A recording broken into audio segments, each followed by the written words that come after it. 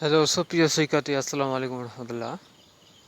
তো তোমাদের মাঝে আমি নিয়ে আসলাম স্কুল কলেজ কবে খুলবে সেটা নিয়ে। তো এখানে বলছে ছাত্র শিক্ষকদের সাথে আলোচনা করে পরিস্থিতি স্বাভাবিক হলে এইচএসসি পরীক্ষা ও শিক্ষা প্রতিষ্ঠান খুলে দেওয়ার কথা জানিয়েছে শিক্ষামন্ত্রী মহিবুল হাসান চৌধুরী। বৃহস্পতিবার 25শে জুলাই ঢাকা মেডিকেল কলেজে ঢামেক হাসপাতালে কোটা আন্দোলনকে ঘিরে সংঘর্ষে আহতদের দেখতে গিয়ে সাংবাদিকদের প্রশ্নের জবাবে একথা জানান মন্ত্রী। এ সময় তার সঙ্গে ছিলেন স্বাস্থ্য প্রতিমন্ত্রী রোকেয়া সুলতানা, ঢাকা মেডিকেল কলেজের হাসপাতালের পরিচালক ব্রিগেডিয়ার জেনারেল মোহাম্মদ আসাদুজ্জামান। শিক্ষামন্ত্রী হাসপাতালে এসেই প্রথমে পুরাতন ভবনে কেবিনে ভর্তি ঢাকা বিশ্ববিদ্যালয়ের আরও কয়েকটি শিক্ষা প্রতিষ্ঠানের শিক্ষার্থীদের সঙ্গে কথা বলেন। তাদের চিকিৎসা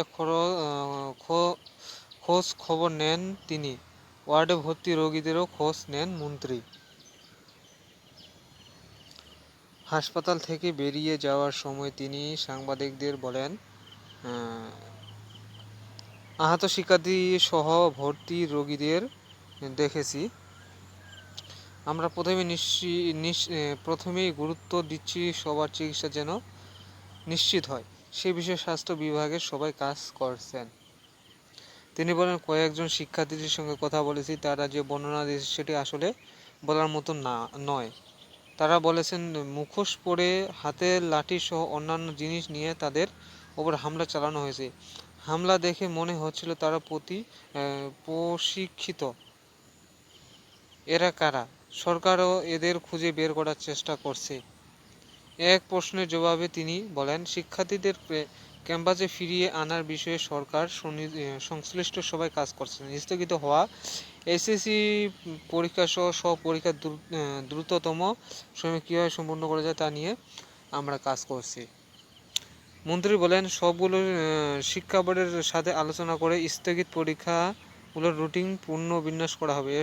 এর সময় অভিভাবক ও শিক্ষার্থীদের ধৈর্য ধরা আহ্বান জানান তিনি। শিক্ষাবার্তা.com HMA 25/7/2024। কারফিউ কোটা আন্দোলন শিক্ষামন্ত্রী দেশ বিদেশের শিক্ষা, পড়ালেখা, কেরিয়ার এবং সংশ্লিষ্ট সর্বশেষ সংবাদ শিরোনাম, ছবি, ভিডিও প্রতিবেদন সবার আগে দেখতে পেজে লাইক দিয়ে চোখ রাখুন শিক্ষাবার্তায়। তো ভিয়াস, তোমরা শুনতে পারলা যে